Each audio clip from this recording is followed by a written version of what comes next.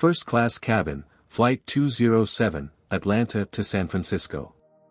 Darius Washington, TechVision's Black CEO, stares in disbelief as flight attendant Megan Bailey demands he vacate his seat for another passenger. Checking his ticket, seat 3A, he refuses to move. Security approaches. His phone records everything. Within minutes, the video explodes online, changing lives forever. Before I dive into this shocking story, where are you watching from today? Hit that like button if you've ever witnessed discrimination while traveling, and subscribe to join our community fighting for equality. Now, let's uncover how a routine flight became a viral moment exposing America's ongoing battle with racial bias. Darius Washington wasn't born into privilege. Growing up in South Chicago, he navigated gang territories just to reach school safely each day. His mother, a hospital janitor working double shifts, instilled in him an unshakable work ethic. By 16, he was coding websites for local businesses. By 22, he had earned his computer science degree on scholarship from MIT.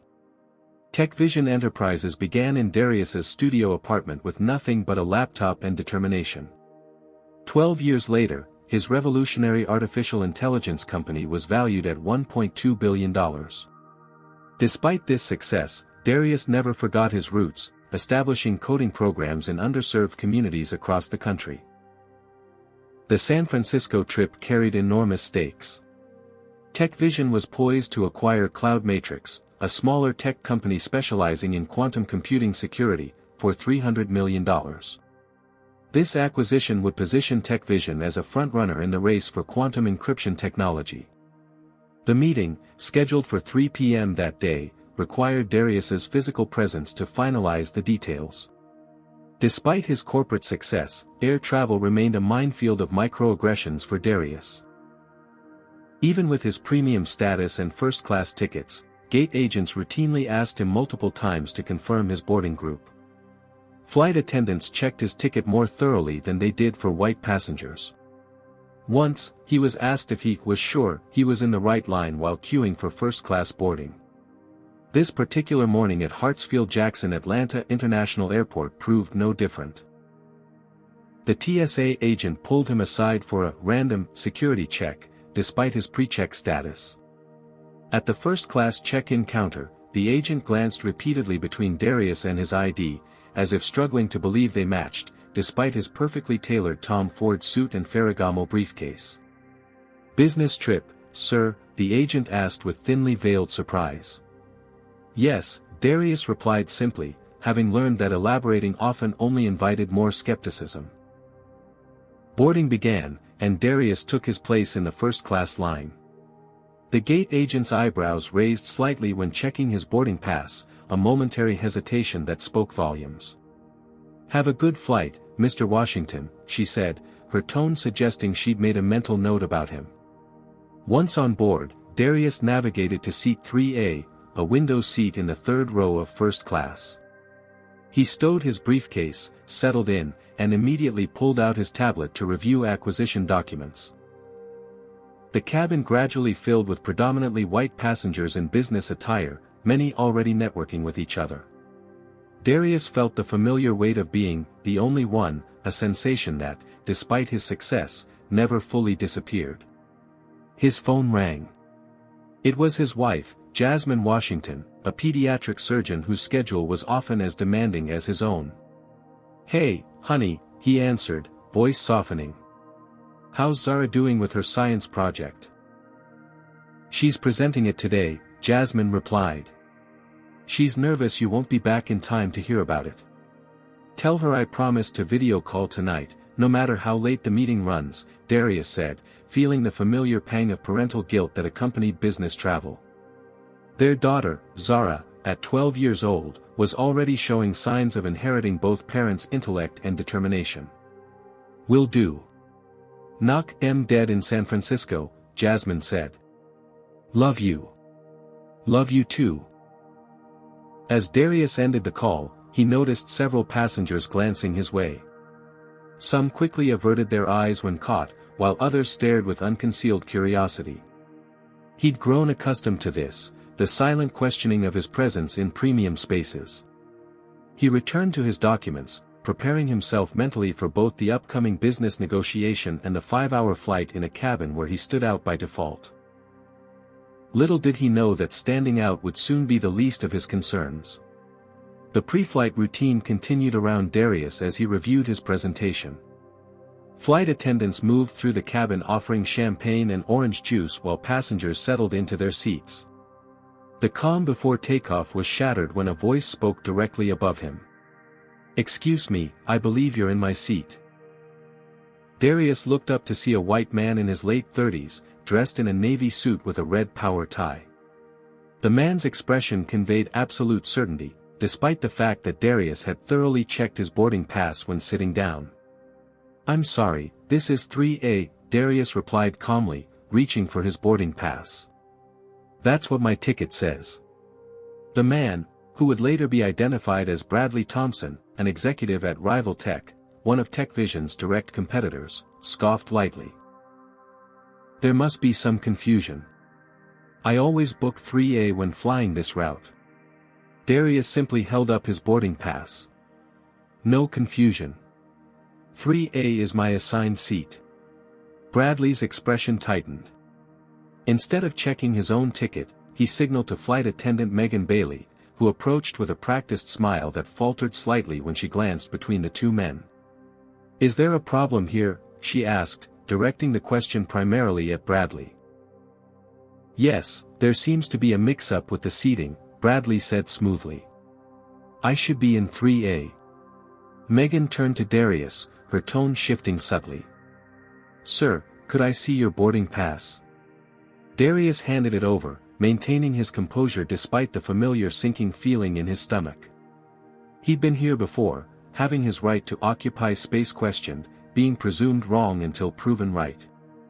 Megan examined his boarding pass, then frowned. "Let me see your ticket as well, sir," she said to Bradley, who produced a boarding pass showing seat 4C. Any reasonable person would have acknowledged the error and moved on. Bradley was not reasonable. "There must be some mistake," he insisted. "I specifically requested 3A when booking." Rather than directing Bradley to his actual assigned seat, Megan turned back to Darius. "Perhaps there was an upgrade issue. Sometimes our system makes mistakes. Would you mind moving to another seat so we can sort this out?" The implication was clear. Despite holding the correct boarding pass, Darius was being asked to move simply because Bradley wanted his seat. "There's no mistake on my end," Darius stated firmly. "My ticket clearly shows 3A, and I'd prefer to stay in my assigned seat." Megan's expression cooled. "Sir, we're trying to resolve this situation amicably." "So am I," Darius replied. "By remaining in the seat assigned to me." By now, other first-class passengers were watching the interaction with varying degrees of interest. Some seemed uncomfortable, others merely curious, and a few were discreetly recording with their phones. Bradley sighed dramatically. "These mix-ups happen all the time. I'm a Diamond Medallion member, and 3A is my preferred seat." "I'm also a Diamond Medallion member," Darius countered, "and 3A is my assigned seat for this flight." Megan's lips pressed into a thin line. "Let me get my colleague to help sort this out." She returned moments later with Kyle Reynolds, a male flight attendant with a more authoritative demeanor. "What seems to be the problem?" Kyle asked, again directing his question to Bradley rather than Darius. Bradley repeated his claim, conveniently omitting the fact that his boarding pass showed a completely different seat. Kyle then turned to Darius with a stern expression. "Sir, we need to resolve this quickly to avoid delaying departure. Can you please relocate to another first-class seat as a courtesy?" Darius felt a familiar internal conflict, the desire to remain professional and non-confrontational warring with the need to stand up against yet another injustice, however small. Throughout his career, he'd often chosen to pick his battles carefully, sometimes accepting minor indignities to focus on larger goals. But something about this situation, perhaps the accumulated weight of similar incidents, or the sheer absurdity of being asked to move despite having the correct ticket, made him hold firm. "I'm not relocating," Darius stated calmly. "My boarding pass assigns me to this seat. The other passenger's pass assigns him elsewhere. This isn't a matter of courtesy, it's simply following the airline's own seating system." Kyle's expression hardened. "Sir, if you continue to be difficult, we may need to delay the flight." "I'm not being difficult," Darius replied, his voice level but firm. "I'm sitting in my assigned seat." Bradley interjected, "Look, I don't want to cause a scene, but I always sit in 3A. It's a simple request." "A simple request would be for you to sit in your assigned seat, 4C, Darius pointed out. Megan leaned closer to Kyle, whispering something that Darius couldn't quite hear, though he caught the phrase, becoming disruptive. The confrontation had now drawn the attention of the entire first-class cabin. An older white couple exchanged uncomfortable glances. A young woman typing on her laptop looked up with concern. And in seat 5B, a black woman in her 40s, later identified as Dr. Alicia Bennett, a renowned cardiologist, watched with growing indignation. Megan straightened her posture. "Sir, if you refuse to cooperate, we'll need to involve the captain." "Please do," Darius replied, now taking out his phone. "And I'll be recording this interaction from this point forward." "Recording is not permitted during," Kyle began. "Recording is permitted when the aircraft is still at the gate," Darius interrupted, knowing his rights. "And I believe it's important to document what's happening here." As Megan left to speak with the captain, Bradley remained standing in the aisle, checking his watch with exaggerated impatience. The atmosphere in the first-class cabin had transformed from pre-flight relaxation to tense theater, with Darius unwillingly cast as the protagonist in a drama about race, privilege, and power. Little did anyone know, this drama was about to go viral. Captain Liam Parker emerged from the cockpit, his expression grave as he approached row 3. At 48, with salt and pepper hair and 20 years of flying experience, he carried the authority of his position in his measured movements. "I understand we have a seating dispute," he said, addressing both men but looking primarily at Darius. "There's no dispute," Darius replied, his phone still recording. "I'm in my assigned seat. The other passenger is not." Captain Parker turned to Bradley. "Sir, may I see your boarding pass?" Bradley reluctantly handed over his ticket, which clearly showed seat 4C. The captain frowned slightly. "Sir, your assigned seat is 4C, not 3A, he confirmed, returning the boarding pass to Bradley. Bradley's demeanor shifted from entitlement to strategic deference. "Captain, I understand that technically, but I always request 3A for medical reasons. I need the specific position to manage my anxiety during takeoff." This was a new claim, one that hadn't been mentioned during the previous 15 minutes of confrontation. Darius resisted the urge to roll his eyes. "If you have medical accommodations, they should be noted in your reservation," Captain Parker replied. "I don't see any such notes here." From across the aisle, Dr. Alicia Bennett finally spoke up. "Excuse me," she said, her voice carrying the quiet confidence of someone used to being heard in emergency rooms. "I couldn't help overhearing. As a physician, I find it concerning that a medical need is only being mentioned now, after the seat assignment was challenged." All eyes turned to Dr. Bennett, whose professional demeanor commanded attention despite Bradley's scowl. "This doesn't concern you," Bradley said dismissively. "I believe it does concern everyone on this flight when we're being delayed because a passenger refuses to sit in his assigned seat," Dr. Bennett countered. "Particularly when it appears the only reason this gentleman," she nodded toward Darius, "is being asked to move is because of assumptions being made about who belongs where." The unspoken subtext hung in the air, assumptions based on race. Captain Parker, clearly wanting to resolve the situation quickly, addressed Megan and Kyle. "The seating assignments are clear. Mr. Thompson needs to take seat 4C so we can proceed with departure." Instead of immediately directing Bradley to his correct seat, Megan and Kyle exchanged glances before Megan replied, "Captain, Mr. Washington's behavior has been confrontational. Perhaps it would be best if, my behavior. Darius interrupted, incredulous. I've remained calm while being asked to vacate a seat that is rightfully mine.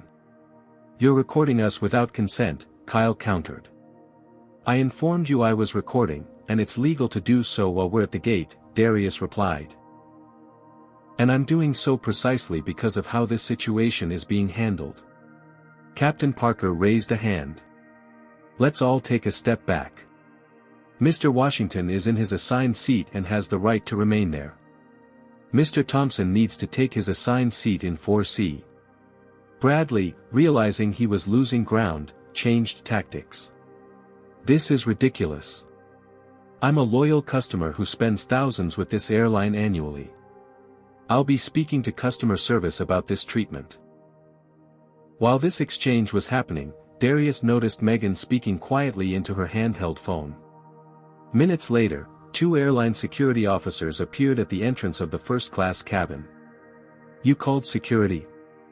Darius asked in disbelief, still recording. For what purpose? Captain Parker looked equally surprised. I didn't authorize security. Megan stepped forward. Mr. Washington is being uncooperative and disruptive. We need to maintain order and ensure an on-time departure. The security officers, Raymond Garcia and James Wilson, approached row 3. Officer Garcia addressed Darius directly. Sir, we need you to come with us. On what grounds? Darius asked, maintaining his composure despite his rising anger. I'm sitting in my assigned seat with a valid ticket. We've been informed there's a disturbance, Officer Wilson replied. Dr. Bennett stood up. This is absurd.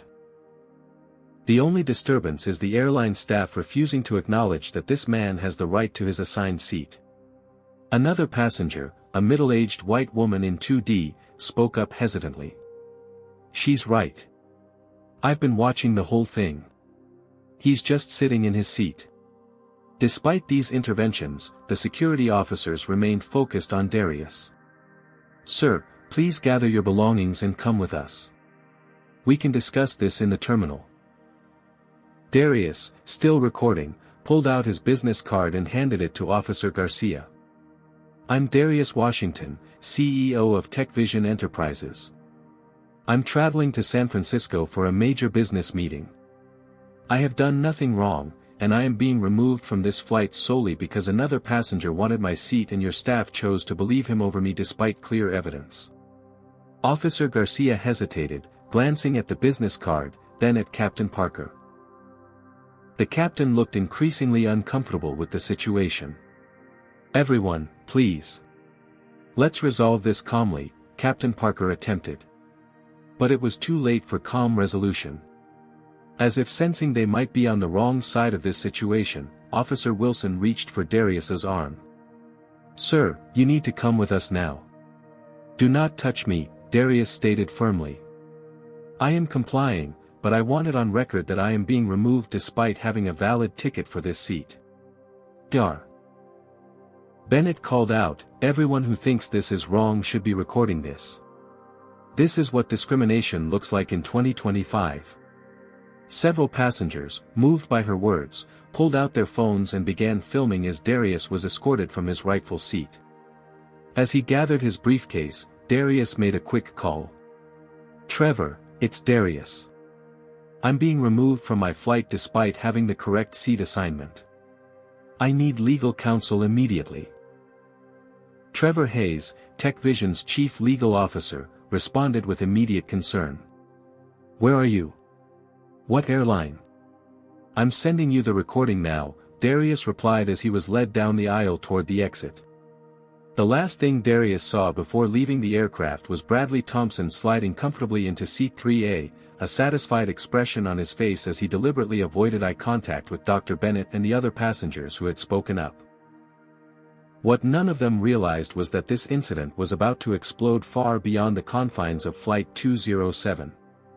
Standing in the jetway, surrounded by airport personnel, Darius Washington struggled to process what had just happened. The cool, recycled air did nothing to calm the heat rising in his face. Security officers Garcia and Wilson maintained their positions on either side of him, though their earlier certainty seemed to be wavering. "Mr. Washington, if you'll follow us to the customer service desk, we can sort this out," Officer Garcia said, his tone noticeably more respectful after seeing Darius's business card and the meticulously recorded video evidence. But Darius had already shifted into crisis management mode. With swift, practiced movements, he forwarded the video to his executive assistant, Zoe Carter, along with a brief text, "Urgent. Just removed from Flight 207 despite having correct seat. Need immediate social response." Zoe, a former social media director who had helped build TechVision's digital presence from scratch, understood immediately what needed to be done.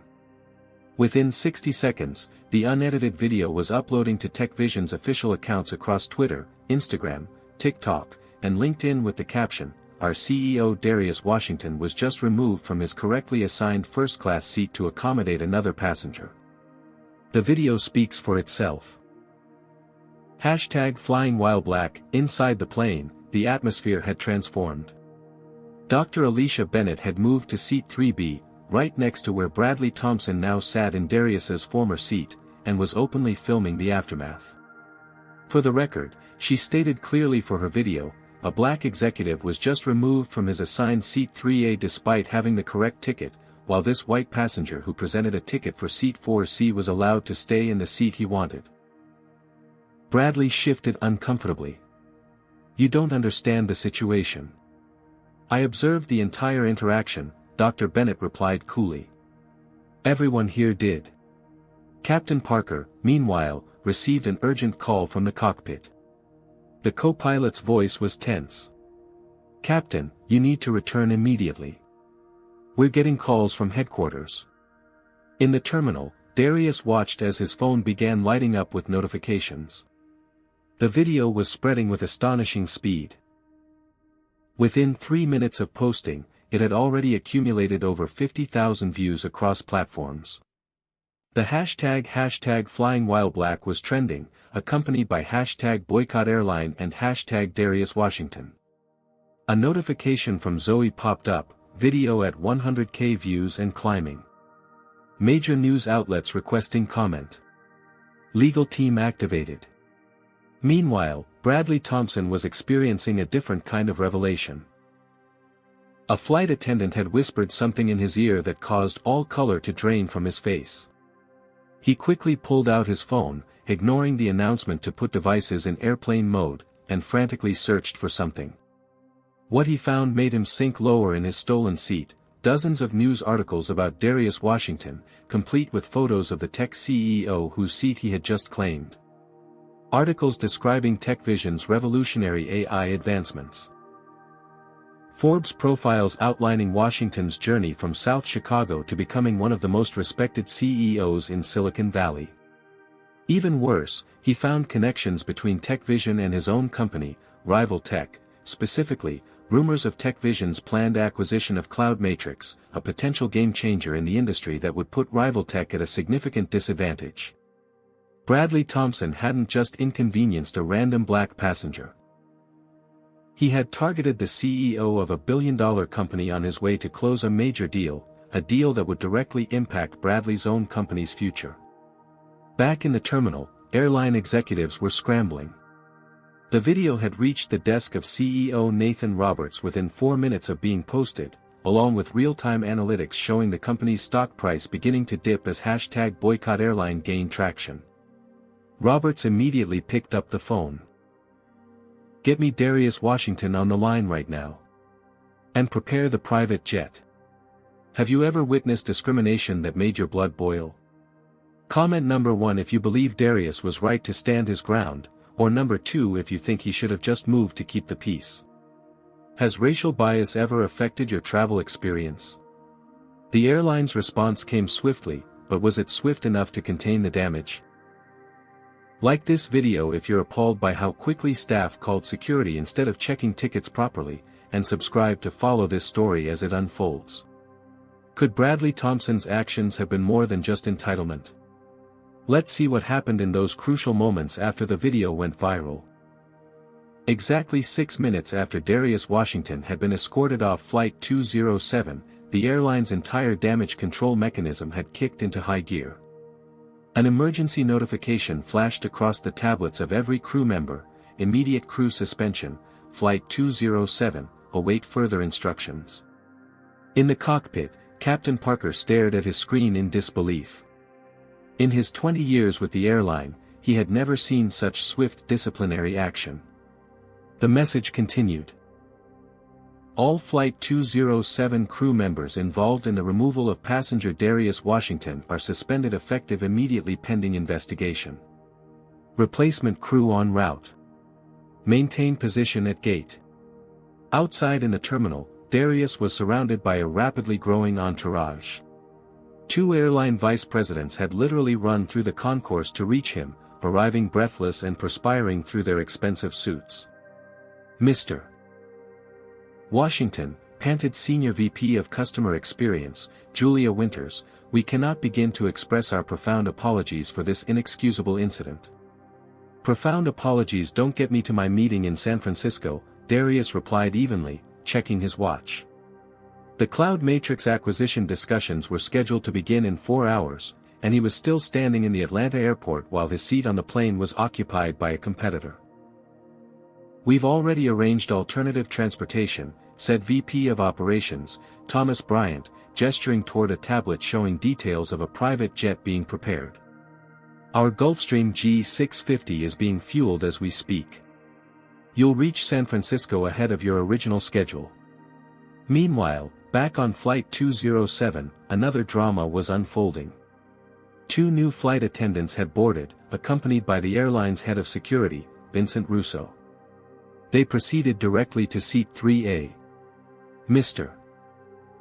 Thompson, Russo said firmly, I need you to gather your belongings and come with me immediately. Bradley's face flushed. On what grounds? Falsification of seating claims, interference with airline operations, and potential corporate espionage, Russo replied, loud enough for nearby passengers to hear. We've been informed of your position at Rival Tech and the timing of Mr. Washington's business in San Francisco. Dar. Bennett, still recording from seat 3B, couldn't suppress a small, satisfied smile as Bradley was escorted off the plane, much to the visible approval of the other first-class passengers. Several actually applauded as he shuffled down the aisle, his earlier confidence completely evaporated. As Bradley passed row 7, a young white man in a Stanford sweatshirt spoke up. Man, I'm sorry I didn't say something earlier. That was messed up what happened to that other guy. Other passengers joined in with similar sentiments, their delayed expressions of support highlighting how bystander inaction enables discrimination. Dr. Bennett stopped recording and addressed the cabin. It shouldn't take a viral video and corporate panic for a black man to be treated fairly, she said. I've been bumped from first class, questioned about my seat, and followed by security in airports more times than I can count. Most of us don't have millions of social media followers to make companies act right. Her words hung in the air as the replacement flight attendants prepared for a delayed departure. One of them approached Dr. Bennett. Ma'am, are you Dr. Alicia Bennett? The cardiologist? Dr. Bennett nodded cautiously. The airline would like to express our gratitude for your advocacy. Mr. Washington specifically asked that we ensure your comfort for the remainder of the flight. Back in the terminal, airline CEO Nathan Roberts had arrived in person, something virtually unheard of for a customer service issue. He extended his hand to Darius. Mr. Washington, I'm Nathan Roberts. What happened today represents the absolute opposite of our company values. All involved staff have been suspended, and we're launching a full investigation with third-party oversight. Darius regarded him steadily. This isn't about me, Mr. Roberts. I have the resources and platform to ensure I'm heard. Most people who experience this kind of treatment have neither. Roberts nodded solemnly. You're absolutely right. Which is why I'd like to discuss how we can work together to address the systemic issues this incident has highlighted. As they spoke, Darius's phone continued to explode with notifications. The video had surpassed 1 million views across platforms. Major news networks were running breaking stories. Civil rights organizations were issuing statements. And perhaps most importantly, regular people were sharing their own experiences of discrimination while traveling. Across the terminal, a small crowd had gathered, people recognizing Darius from the rapidly circulating video. Some approached cautiously, offering supportive words or sharing their own stories. "The same thing happened to my husband last month," said an older black woman, grasping Darius's hand briefly. "Thank you for standing up." A young Latino man nodded in agreement. "They always randomly select me for additional screening. Every single time." As Darius was escorted toward the private aviation terminal, he noticed Bradley Thompson being detained for questioning by airport security near a customer service desk. Their eyes met briefly, Thompson's filled with a mixture of embarrassment and anger, Darius's steady and unflinching. The confrontation that had begun over a single airplane seat had transformed in less than 10 minutes into a national conversation about race, privilege, and accountability in American spaces. And for Darius Washington, it was just the beginning of a journey that would transform not just his company, but his understanding of his own responsibility as a black man with power and influence. As the private jet's engines spooled up, Darius received a text from Dr. Bennett, heading to SF2. "They've upgraded me to first class for my troubles. Funny how quickly things change when the spotlight's on. Would like to continue our conversation if you're willing. America needs to hear from people like us." Darius smiled for the first time since the ordeal began and typed his reply, "Absolutely. This conversation is just getting started." As the Gulfstream G650 soared over the American heartland, Darius Washington stared out the window at the patchwork landscape below. The luxurious private jet, with its hand-stitched leather seats and personal flight attendant, represented the airline's desperate attempt at damage control. Yet the irony wasn't lost on him, it had taken public humiliation and the threat of financial consequences to receive the treatment that should have been afforded to him, to anyone, in the first place. His phone, finally reconnected to in-flight Wi-Fi, continued to buzz with notifications. Zoe had organized the incoming messages into categories: media requests, 137 and counting, corporate partners expressing solidarity, 42, personal messages from friends and family, 93, and social media mentions, too many to quantify. "Mr. Washington." The flight attendant approached with perfect professional courtesy. "The CEO would like to speak with you again when you have a moment." She gestured to the aircraft's secure phone. Darius nodded, but first opened a new message from Trevor Hayes, TechVision's legal counsel. "Darius, our team is prepared to pursue all legal options." The airline's response, while swift, doesn't address the underlying issues. "Also, we've identified Bradley Thompson as Rival Tech's VP of Strategic Acquisition. Given the timing of your SF trip, this seems beyond coincidental. Legal team standing by for your decision on how to proceed." The puzzle pieces were starting to fit together. This hadn't been merely about a seat preference, it had been a calculated attempt to delay his arrival in San Francisco, potentially derailing the Cloud Matrix acquisition. Before calling the airline CEO, Darius scrolled through his social media feeds. The video had transcended mere viral status, it had become a cultural moment. Public figures were weighing in, basketball superstar LeBron James had shared the video with the caption, "No matter how successful, how educated, how respectable society thinks you are, to some people, you'll always be seen as someone who doesn't belong in certain spaces. I stand with Darius Washington." #FlyingWhileBlack, tech billionaire Elon Musk had tweeted, "Unacceptable treatment of one of the brightest minds in AI." Would this have happened to a white CEO? We all know the answer. Even the president had issued a statement, "What happened to Mr. Washington reflects persistent inequities in American society. No one should be judged by the color of their skin rather than the content of their character, or in this case, the content of their boarding pass." But perhaps most powerful were the thousands of ordinary Black Americans sharing their own experiences, bumped from first class twice in 1 year despite having the correct ticket. The airline claimed, computer error, both times. #flying while black, flight attendant watched me struggle with my bag in first class for 5 minutes before offering help, then immediately assisted a white passenger who boarded after me. #flying while black, asked 3 times if I was in the right line for priority boarding. My white colleagues never questioned once. #flying while black, each story resonated with memories from Darius's own life. Incidents he had often downplayed or compartmentalized in order to function in predominantly white spaces. A familiar sensation washed over him, one he had experienced repeatedly throughout his journey from South Chicago to the C-suite, the burden of representing not just himself, but an entire race. Flashbacks cascaded through his mind, being followed by security in high-end stores even as a successful adult. The surprise on people's faces when he introduced himself as the CEO at networking events, the time a valet had handed his car keys to his white deputy instead of him at a tech conference.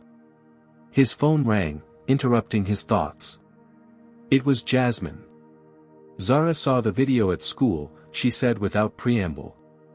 Her friend's older brother showed it to her. She's upset. Darius closed his eyes briefly. Put her on. There was a rustling sound, then his daughter's voice came through. Dad? Are you okay? I'm fine, sweetheart, he assured her, his voice softening in the way it only did for his family. Just a misunderstanding that got out of hand. But they made you leave just because you're black, Zara said, her 12-year-old voice carrying a comprehension of racial dynamics that broke his heart. Just like when those boys told me I couldn't play basketball with them last month. The parallel struck him deeply. How many times had he counseled Zara to rise above discrimination, to prove her worth through excellence rather than confrontation? Yet here he was, having stood his ground in a similar situation, now faced with explaining his actions to the person who mattered most. Sometimes we have to stand up for ourselves, even when it's uncomfortable, he told her. But I'm safe, and I'll be home tomorrow to hear all about your science project. After hanging up, Darius finally picked up the aircraft phone to speak with Nathan Roberts. The airline's CEO launched immediately into updates on the investigation, the company's plans for a major diversity initiative overhaul, and repeated apologies. We'd like to offer you lifetime diamond medallion status, Roberts concluded. And we're prepared to make a substantial donation to any racial justice organization of your choosing.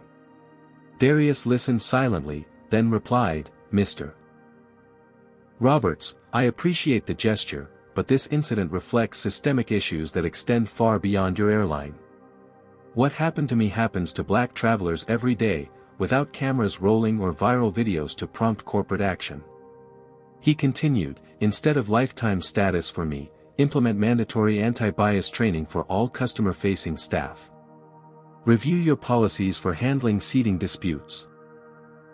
Hire an independent firm to audit customer service complaints for racial disparities. And yes, make that donation, but to organizations providing STEM education in underserved communities. Roberts, clearly taken aback by Darius's focus on structural changes rather than personal compensation, agreed to all points. After ending the call, Darius received a text from Jasmine, CBS, NBC, CNN, and Fox all want interviews. Trevor says Time and The Atlantic are requesting exclusive features. What do you want to do? The question wasn't simply about media appearances, it was about how to use this unwanted spotlight. Did he leverage this moment to highlight systemic racism in corporate America? Did he focus on his company's mission and innovations instead? Or did he decline all interviews, focusing solely on the business at hand? As the plane began its descent into San Francisco, Darius made his decision. He would speak out. Not just about this incident, but about the countless daily indignities faced by black professionals in white spaces. He would use TechVision's platform and resources to create pathways for underrepresented minorities in tech. And he would turn this humiliating experience into a catalyst for meaningful change. Schedule a press conference for tomorrow, he texted back to Jasmine.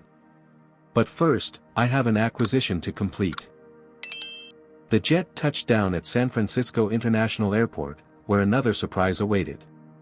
Standing on the tarmac was Antonio Vasquez, CEO of Cloud Matrix, holding a sign that read simply, Solidarity. The sleek black Maybach glided through San Francisco's financial district, carrying Darius Washington and Antonio Vasquez toward the Cloud Matrix headquarters. Floor-to-ceiling windows reflected the afternoon sun as they passed tech companies that had transformed the city's skyline and economy over the past 2 decades. I almost canceled when I saw the video, Antonio admitted, his expression serious beneath his salt and pepper beard. Not the meeting, the acquisition. Darius turned to him, surprised. Because of the incident? Because of what it represented, Antonio clarified. My parents crossed the border from Mexico with nothing but hope for a better future. I built Cloud Matrix with the belief that technology could be a great equalizer. If I'm selling to a company that will operate in a world where success and wealth still don't protect people who look like us from discrimination. He shrugged. It makes me question everything. The sentiment resonated deeply with Darius. Throughout his career, he had grappled with similar doubts, wondering whether his success truly represented progress or merely personal exception. That's precisely why this acquisition matters, Darius replied. Together, we build something stronger. Something that changes not just technology, but who gets to create it and benefit from it. As they arrived at Cloud Matrix's headquarters. A renovated warehouse in Soma that balanced industrial charm with cutting-edge design, Darius noticed something unusual.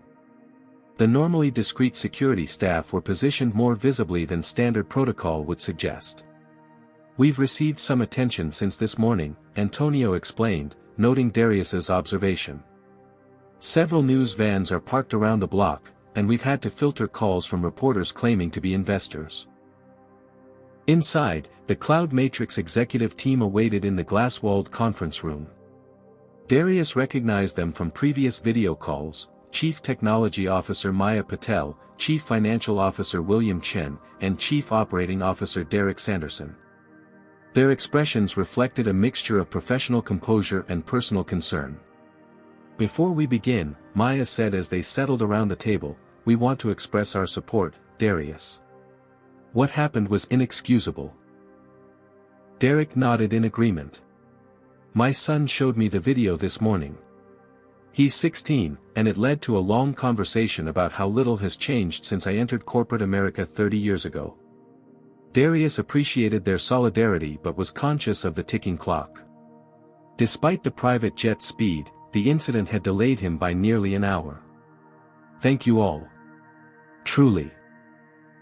But we have a $300 million acquisition to discuss, and I'd prefer we focus on Cloud Matrix's revolutionary quantum encryption protocol rather than my travel difficulties.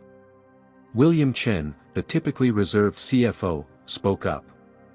Actually, the two might be more connected than you realize. He slid a tablet across the table displaying a financial news article published just 20 minutes earlier, breaking. Rival tech executives allegedly attempted to sabotage TechVision Cloud Matrix deal through airline incident. The article detailed how Bradley Thompson, confirmed as Rival Tech's Vice President of Strategic Acquisitions, had been identified as the passenger who had displaced Darius. Financial analysts were speculating that delaying Darius's arrival might have given Rival Tech time to present a competing offer to Cloud Matrix. We received an unusually aggressive overture from Rival Tech approximately 30 minutes after your original flight was scheduled to depart, Antonio confirmed. They offered 20% above your valuation, with minimal due diligence. Darius absorbed this information, anger briefly flashing across his features before his strategic mind took over. They were hoping to create enough delay and disruption that you'd entertain their offer before I arrived. Exactly, Maya agreed. But they underestimated both you and us. With this context established, the meeting shifted into high gear.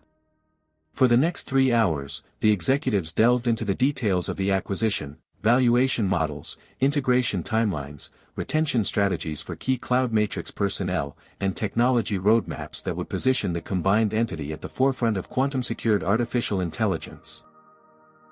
Despite the emotional turbulence of the day, Darius delivered a masterful presentation. His deep technical knowledge, strategic vision, and authentic commitment to Cloud Matrix's team and mission shone through every slide, every question, and every projected financial model.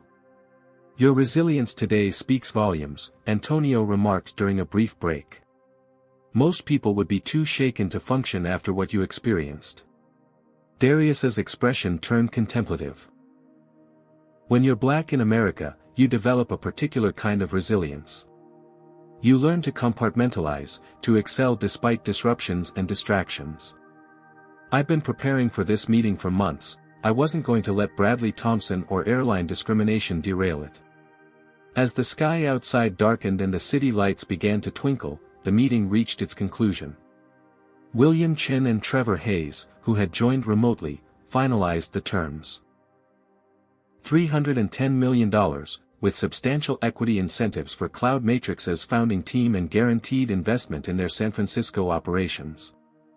"I believe we have a deal," Antonio announced, extending his hand across the table.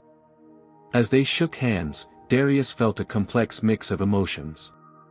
Professional triumph at securing a game-changing acquisition. Lingering anger at the day's events. And a sobering awareness that his success today represented both personal victory and a reminder of how much further America had to go. His phone buzzed with a message from Jasmine. "Zara aced her science presentation. She dedicated it to you, who always stands up for what's right. We're both so proud. How did the meeting go?" Darius smiled, typing back, "Deal done. Cloud Matrix is ours. Heading to hotel now, we'll call once settled." As the meeting concluded and the executives gathered their materials, Maya approached Darius privately. "My daughter is studying computer science at Stanford," she said.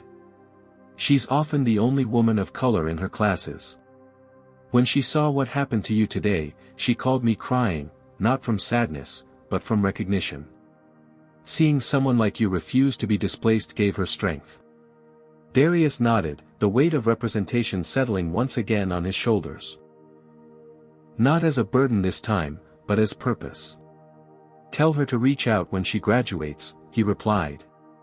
"Tech Vision and Cloud Matrix will need brilliant minds like hers." As he left the building and slipped into the waiting car, Darius reflected on how a day that had begun with humiliation had transformed into one of his greatest professional triumphs. The contrast reminded him of something his mother had told him when he'd faced racism as a child: "Success is your best revenge. Excellence is a form of protest."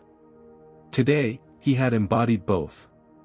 Back at his hotel suite overlooking the Bay Bridge, Darius finally allowed himself a moment to decompress. He loosened his tie, poured a glass of Macallan 18, and called his family. Zara answered immediately. "Dad. Did you see how many views your video has? My friends said you're trending higher than that K-pop group they like." Despite everything, Darius laughed. "That's quite the achievement. Tell me about your science presentation." As Zara excitedly described her project on renewable energy, Darius felt the day's tension begin to melt away. This, his daughter's voice, his family's love, was his center of gravity in a world that still too often treated him as an outsider. After saying goodnight to Zara and speaking briefly with Jasmine, Darius noticed an email from Dr. Alicia Bennett, who had stood up for him on the plane. "Mr. Washington, I arrived in San Francisco and saw the news about your successful acquisition. Congratulations.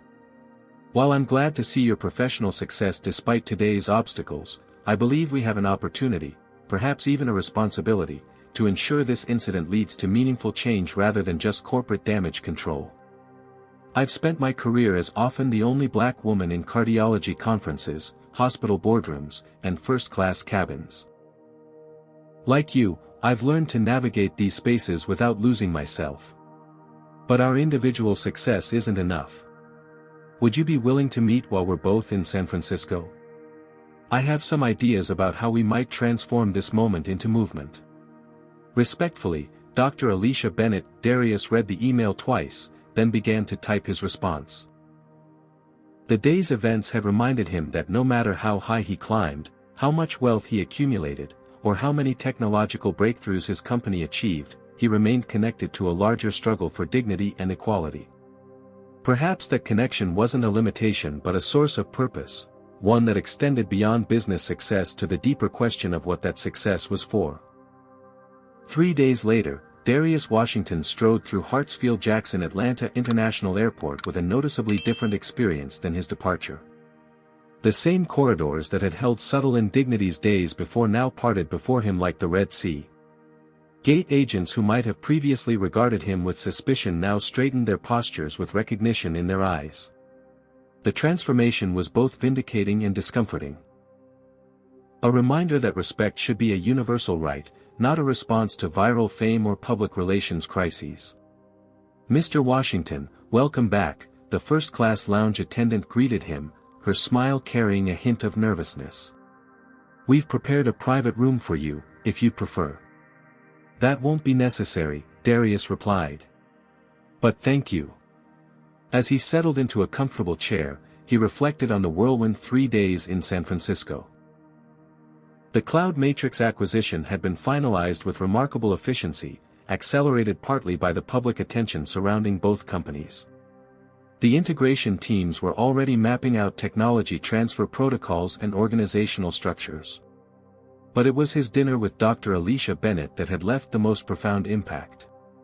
Over Pacific seafood at a quiet restaurant overlooking the bay, they had shared their parallel journeys as black professionals in predominantly white fields.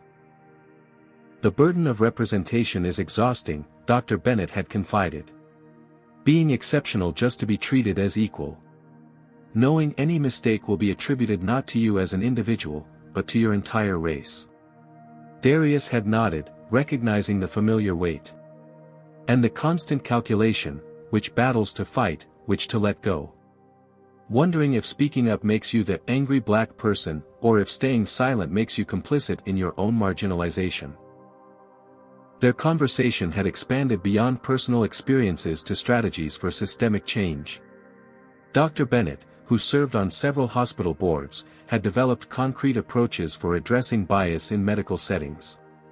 Together, they began formulating a framework that could be applied to corporate environments, particularly in travel and technology sectors. Now, as his flight home was announced, Darius checked his schedule for the day ahead. At 2 p.m., his executive team would gather with airline representatives and diversity consultants at TechVision headquarters, the first step in a committed process rather than a one-time gesture. The flight home passed uneventfully, though Darius noticed several passengers surreptitiously taking photos of him. His social media presence had exploded. TechVision's accounts had gained nearly 1 million new followers across platforms, and his personal LinkedIn articles about innovation in AI were suddenly receiving unprecedented engagement. Upon landing, his driver, Marcus, greeted him with respectful familiarity. "Quite a week you've had, sir." "Indeed," Darius replied with a slight smile. "Though I'd have preferred to make headlines for our technology rather than an airline incident." "Sometimes we don't choose our moments," Marcus observed wisely. "They choose us." At TechVision's gleaming headquarters in Midtown Atlanta, Zoe had arranged the conference room for the afternoon's meeting. The glass-walled space overlooked the city skyline, a view that never failed to remind Darius of how far he'd come from his South Chicago roots. By 1:45 p.m., his executive team had assembled: Trevor Hayes, legal counsel; Zoe Carter, now promoted to chief of staff following her masterful handling of the crisis; Ryan Park, chief technology officer; and Letitia Johnson, chief operating officer. "The airline representatives are in the lobby," Zoe informed him. "Along with Drs. Michelle Rivera and James Washington from the Center for Corporate Equity." Darius nodded. "Before they come up, what's the latest on Bradley Thompson?" Trevor pulled up a document on his tablet. "The investigation confirmed our suspicions. Thompson's actions were part of a coordinated attempt to delay your arrival in San Francisco." Rival Tekka's CEO has issued a public apology, claiming Thompson acted without authorization, but our sources suggest otherwise. And the flight attendant? Megan Bailey? This is where it gets interesting, Trevor continued. The airline's internal investigation uncovered a pattern. Bailey has had 7 previous complaints filed against her, specifically citing racial bias, all of which were dismissed due to insufficient evidence. With the video evidence in your case, they couldn't sweep it under the rug. Letitia shook her head in disgust. 7 complaints. And it took a CEO with a recording to make them take it seriously. At precisely 2 p.m., the airline delegation entered: Thomas Bryant, VP of Operations, Julia Winters, Senior VP of Customer Experience. And a new face, Denise Robinson, recently appointed Chief Diversity Officer. They were followed by Drs. Rivera and Washington, the diversity consultants Darius had specifically requested. Mr. Washington, Bryant began after introductions were complete, we want to express again our profound apologies for your experience.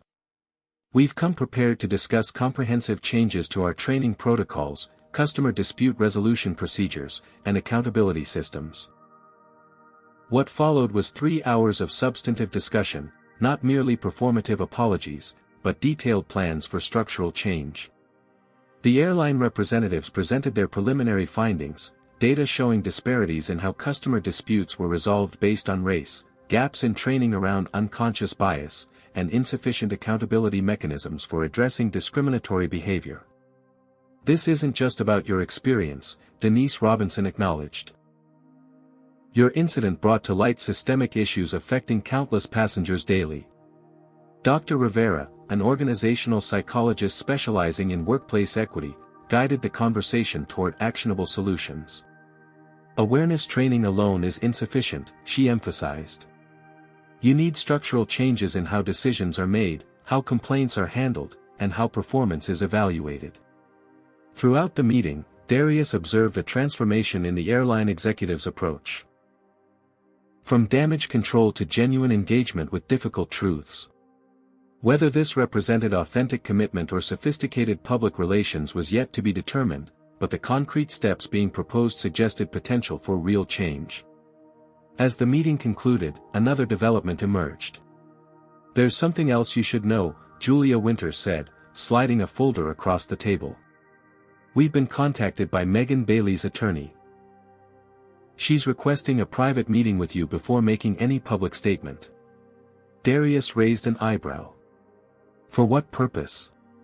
She's claiming there were mitigating circumstances that influenced her actions, Winters explained, discomfort evident in her voice. Her attorney suggests these factors should be considered before any legal action you might pursue.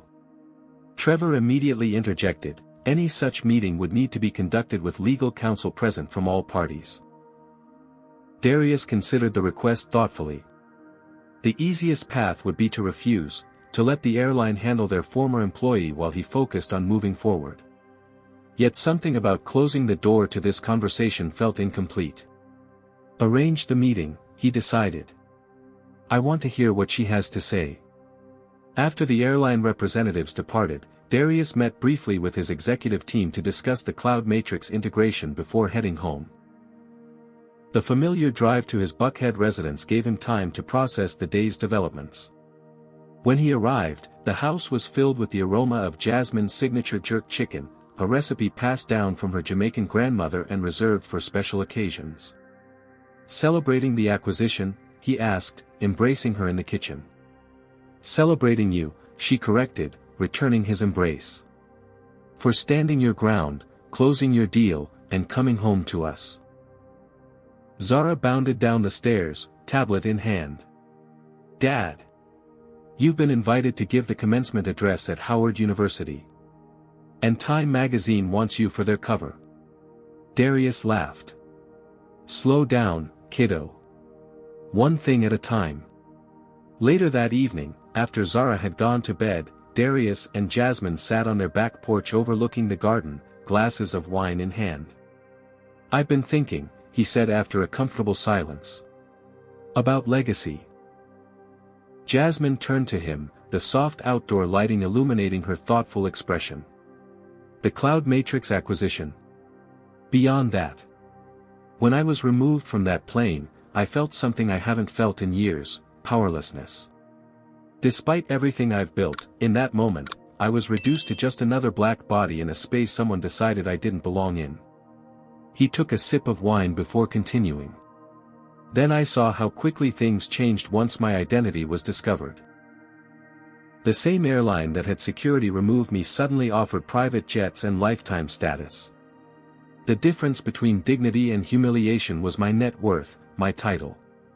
"That's precisely why your voice matters now," Jasmine said, taking his hand. "You have a platform few others in your position would use."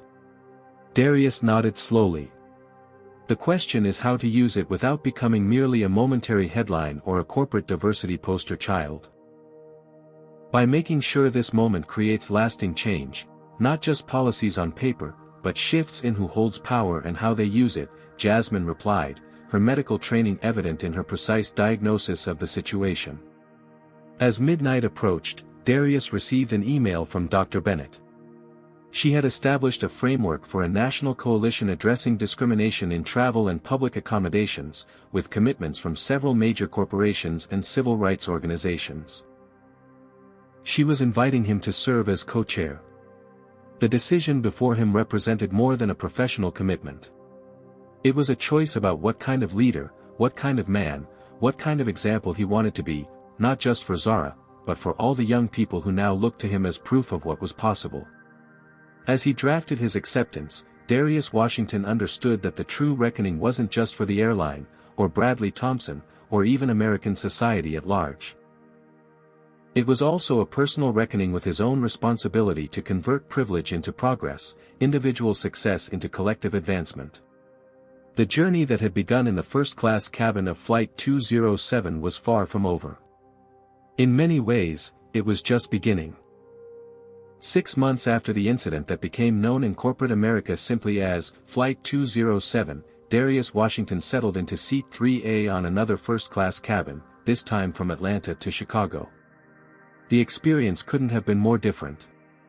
The gate agent had greeted him by name, the flight attendant had welcomed him with genuine warmth, and fellow passengers had offered respectful nods of recognition. "Mr.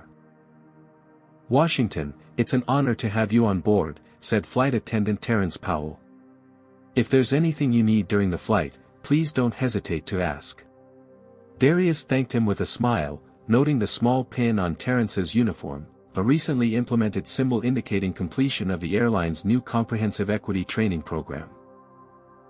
The training video, which Darius himself had contributed to, used his experience as a teaching case study, walking crew members through alternative approaches to seating disputes and addressing unconscious bias in customer interactions. As the plane reached cruising altitude, Darius opened his laptop to review his presentation for tomorrow's Chicago Tech Diversity Summit. The past 6 months had transformed not just his personal trajectory but rippled across multiple industries. Tech Vision had emerged stronger than ever. The Cloud Matrix acquisition had been completed ahead of schedule, their combined quantum encryption technology already securing contracts with major financial institutions and government agencies. The company's stock had risen 34% since the integration, and their AI ethics framework was being adopted as an industry standard. But beyond business success, Tech Vision had implemented sweeping internal changes. Their technical recruitment now partnered with historically black colleges and universities, creating pipelines for underrepresented talent. Their mentorship program paired promising minority students with senior engineers, and their venture fund had earmarked $50 million specifically for startups founded by entrepreneurs of color. Darius's phone buzzed with a news alert. Former flight attendant Megan Bailey speaks at Airline Industry Conference on Personal Growth and Bias Recognition. The alert prompted reflection on their meeting 3 months prior. When Darius had finally sat down with Megan Bailey and their respective legal teams, he'd expected excuses or minimization. Instead, he encountered something more complex. "I grew up in a small town in Georgia where I rarely interacted with people who didn't look like me," she had explained, her voice steady despite her evident discomfort. My father was a police officer who taught me to be suspicious of certain people in certain contexts. I carried those biases into my career without examining them. She had paused then, meeting his gaze directly. That doesn't excuse what I did. But after losing my job and seeing myself through others' eyes in that video, I've had to confront truths about myself I never wanted to face. What had followed was not a request for her job back or legal leniency, but rather a proposal. She wanted to speak publicly about her mistakes and the biases that informed them, particularly to other customer service professionals who might harbor similar prejudices. The hardest part, she had admitted, was accepting that I'm not the good person I thought I was. But maybe I can become one by helping others recognize what I couldn't see in myself. Darius had been moved by her sincerity, if not entirely convinced of her transformation. Nevertheless, he had agreed not to pursue individual legal action against her, focusing instead on systemic changes within the airline and industry. The news alert suggested she had indeed followed through on her commitment to speak openly about her failings and learning journey. It was a small but significant indicator that perhaps genuine change was possible, even in individuals whose biases had seemed intractable. His contemplation was interrupted by a text from Jasmine. Zara's debate team won regionals. Topic was corporate social responsibility. Guess who her case study was? Darius smiled. His daughter had embraced activism with the passionate idealism of youth, constantly challenging him to ensure TechVision's social impact matched its technical innovation. Their dinner conversations had evolved from casual family chat to substantive discussions about ethical AI, diversity in tech, and the responsibilities that came with corporate power. As the flight progressed, Darius reviewed his notes for tomorrow's keynote address. The theme, resilience and authenticity, leading through adversity, had taken on deeper meaning in the wake of Flight 207. He had come to understand that his most valuable contribution wasn't just technological advancement but the authentic leadership that came from embracing his full identity in spaces that had historically excluded people who looked like him. The presentation included TechVision's latest initiative, a comprehensive framework for measuring and addressing bias in customer service environments, developed in partnership with Dr. Alicia Bennett and the Coalition for Equity in Public Spaces they had co-founded. The coalition now included 6 major airlines, 4 hotel chains, and 3 retail conglomerates, all committed to substantial policy reforms and transparent reporting of discrimination complaints. Bradley Thompson's fate had been less redemptive than Megan Bailey's. Rival Tech had initially suspended him, claiming his actions were unauthorized, but investigative reporting had revealed executives had tacitly approved his tactics. The scandal had triggered a shareholder revolt, and Thompson had ultimately resigned alongside several board members. Rival Tech's subsequent restructuring included a complete overhaul of their ethical guidelines and competitive practices. As the plane began its descent into Chicago, Darius received another text, this one from Dr. Bennett, CNN reporting a 62% increase in resolved discrimination complaints across coalition member companies. Real progress, but still much work ahead. See you at the summit tomorrow. The message highlighted the tension Darius had grappled with these past months, celebrating measurable progress while acknowledging how much further there was to go. For every policy changed and bias acknowledged, countless everyday indignities continued to shape the experiences of people of color in America's public and private spaces. After landing and collecting his luggage, Darius was approaching the exit when he noticed a scene unfolding at a nearby customer service desk. A South Asian man in a business suit was gesturing frustratedly at his ticket while a flustered agent repeatedly shook her head. Though Darius couldn't hear their exchange, the man's body language, the familiar mixture of indignation and resignation, told a story he recognized intimately. Without hesitation, Darius changed course and approached the desk. "Excuse me," he said, extending his hand to the man. "Darius Washington. Is everything all right here?" The man turned, recognition flashing across his face. "Mr. Washington. Rajiv Patel. I can't believe, I just used your case study in my business ethics class last week." Darius smiled.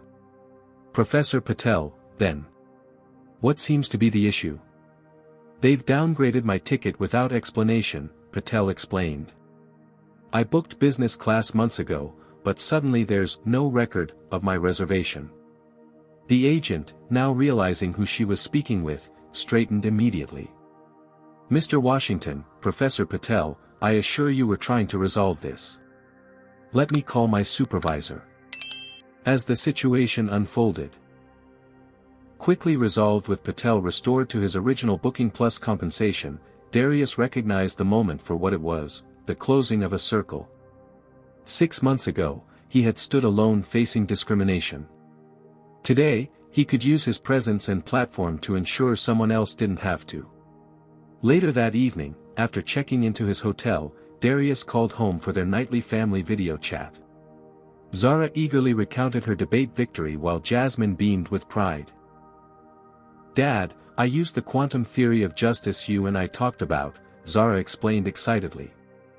About how changing observation changes outcomes, just like in quantum physics. I said when companies know they're being watched, their behavior improves, but real justice means they do the right thing even when nobody's recording. Darius felt a swell of emotion at his daughter's eloquence and insight. That's exactly right, sweetheart. And that's the hard part. Creating systems that ensure fairness without requiring constant surveillance. After saying goodnight, Darius stepped onto his hotel room balcony overlooking the Chicago skyline, the same city where he'd grown up in far different circumstances. The journey from South Chicago to this moment had been extraordinary by any measure, yet the incident on Flight 207 had reminded him how quickly privilege could be stripped away when race entered the equation. The true transformation of the past 6 months wasn't in the policies changed or the initiatives launched, though those were significant. It was in Darius's understanding of his own power and responsibility, not just as a CEO or innovator, but as a black man who had gained entry to rooms where decisions affecting millions were made. As he prepared for bed, his phone pinged with one final message, from Trevor Hayes, sharing tomorrow's Chicago Tribune headline. 6 months after viral discrimination incident, TechVision Cloud Matrix merger revolutionizes cybersecurity industry. The juxtaposition captured perfectly the dual narrative Darius now inhabited, simultaneous breakthrough technological achievement and ongoing advocacy for basic human dignity. The challenge ahead wasn't choosing between these paths but weaving them together into a coherent vision of leadership that could transform not just his company but the spaces and systems in which it operated. As he drifted toward sleep, Darius reflected on his mother's words that had guided him through childhood in one of Chicago's toughest neighborhoods: they may control the game, but you can change the rules. 6 months ago, he had been removed from a seat despite having the correct ticket. Tomorrow, he would take the stage to share how that moment had catalyzed changes affecting thousands. The journey that had begun in humiliation had transformed into purpose. The seat he now occupied, not just on airplanes but in boardrooms, at podiums, and in public discourse, was one he would use not just for himself, but for all those still fighting to belong in spaces designed to exclude them. The transformation was ongoing, imperfect, and essential, much like America itself. Darius Washington's journey teaches us that standing up against discrimination isn't just about personal dignity, it's about creating systemic change. His experience shows how privilege and power can be stripped away in an instant when racial bias enters the equation, regardless of wealth or status. True leadership means using your platform to address injustice, not just for yourself but for everyone facing similar barriers. The story illustrates how recording and sharing incidents of discrimination can force accountability, but real progress requires transforming policies, not just responding to viral moments. Corporations must move beyond damage control to implement measurable changes in training, hiring, and conflict resolution. Individual growth is possible, as shown by Megan Bailey's transformation, but it requires honest confrontation with uncomfortable truths about personal biases. Perhaps most importantly, we learn that breaking cycles of discrimination demands both courage in the moment and commitment to long-term advocacy. Success isn't just about individual achievement, it's about changing the rules of the game for everyone still fighting to belong in spaces designed to exclude them. What would you do if you were in Darius's position? Would you have stood your ground or moved to avoid confrontation? Comment your thoughts below. Have you experienced discrimination that made you question how much progress we've truly made? Your stories matter to our community. If this resonated with you, please like this video, subscribe to join our journey of sharing these important stories, and share with someone who needs to hear this message. Thank you for witnessing Darius's powerful transformation. Sometimes our greatest challenges lead to our most meaningful impact. Until next time, remember that standing up for what's right might be difficult, but it's how real change happens.